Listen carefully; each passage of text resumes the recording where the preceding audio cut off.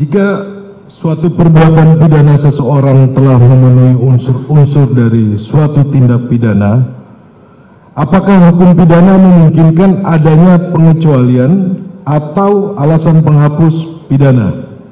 Tolong dijelaskan, saudara.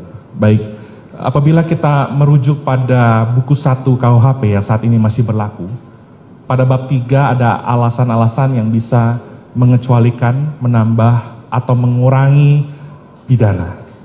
Mulai dari pasal 44 sampai dengan 51.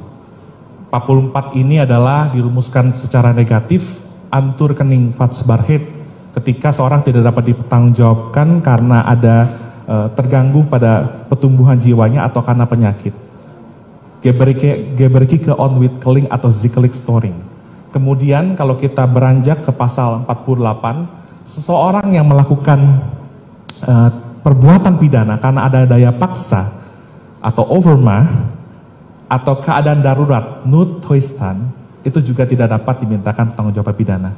Berikutnya dalam pasal 49 kita juga mengenal adanya pembelaan terpaksa atau notwear dan notwear excess, pembelaan terpaksa yang melampaui batas. Ketika seorang melakukan self defense, pembelaan dirinya ada ancaman seketika yang melawan hukum, yang mengancam harta benda atau kesusilaan atau bahkan nyawa dia, maka orang bisa melakukan pembelaan terpaksa. Jadi 48 terpaksa, 49 terpaksa, dan pasal 51 yang terakhir tentang perintah jabatan atau amtelk bevel adalah seseorang melakukan perbuatan pidana karena diberikan perintah jabatan oleh penguasa atau pejabat yang berwenang.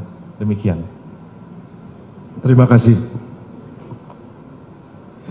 Bagaimana substansi dan makna dari ketentuan pasal 51 ayat 1 KUHP tentang perintah jabatan amtelk bevel sebagai salah satu alasan penghapus pidana, yaitu alasan pembenar?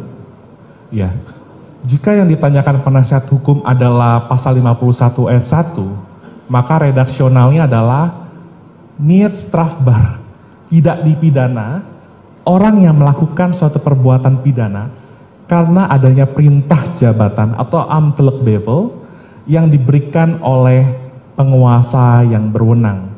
Kalau menurut Profesor Van Bamelen, Majelis Mohon Izin, ketika seseorang menerima perintah jabatan dari penguasa atau pejabat yang berwenang, maka sesungguhnya Profesor Van Bamelen dalam bukunya Hukum Pidana 1 mengatakan si penerima perintah ini sesungguhnya berada dalam keadaan terpaksa karena dia menghadapi konflik. Apa itu konfliknya? Konfliknya adalah di satu sisi dia tidak boleh melakukan suatu tindak pidana, dan kemungkinan kalau dia melakukan suatu tindak pidana dia dapat dipidana.